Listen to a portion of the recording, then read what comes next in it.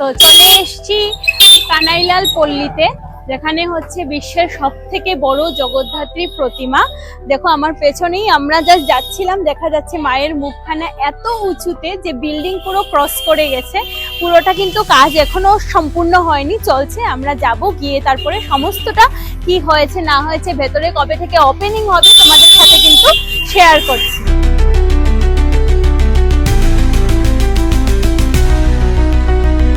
তো কবে ওপেনিং হবে, আপনাদের এবারের চিন্তাধারা কি সেটা জানতে চাইছি। আমাদের ওপেনিং হচ্ছে কালকে সন্ধ্যে 6:30 থেকে 7টা নাগাদ।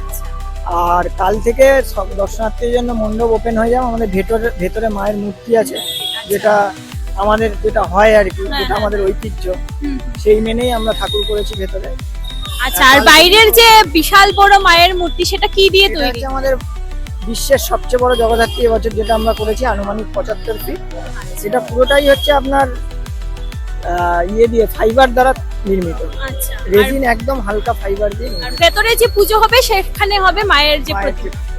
আচ্ছা আচ্ছা, তো কালকে হচ্ছে পুরো জনসাধারণের জন্য। ঠিক আছে দাদা, থ্যাংক ইউ।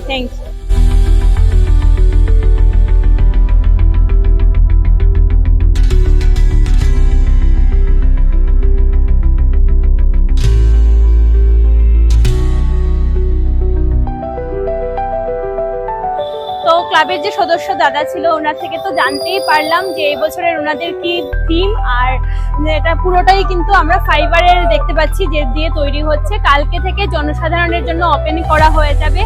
পুরোটা স্ট্রাকচার তৈরি করার পরে দেখুন কি বিশাল বড় প্রতিমা কিন্তু এখানে দেখতে পাওয়া যাবে। পাশেই দেখতে পাচ্ছি আমি, এখানে হচ্ছে সিংহের বড় মুখখানা।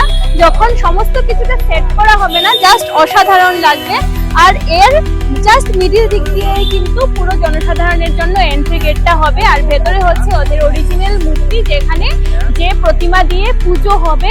আর বাইরে হচ্ছে মূল আকর্ষণ। আর পাশে হচ্ছে এদের একটা বড় মেলা বসেছে।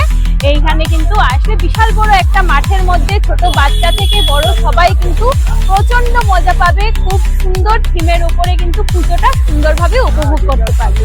তো চলো, এই মণ্ডপটা কিন্তু দর্শন করতে কেউ ভুলবে না। বিশ্বের সব থেকে বড় জগদ্ধাত্রী প্রতিমা কিন্তু এখানে কানাইলাল পল্লীতে কিন্তু এদের এই বছরের ভাবনা।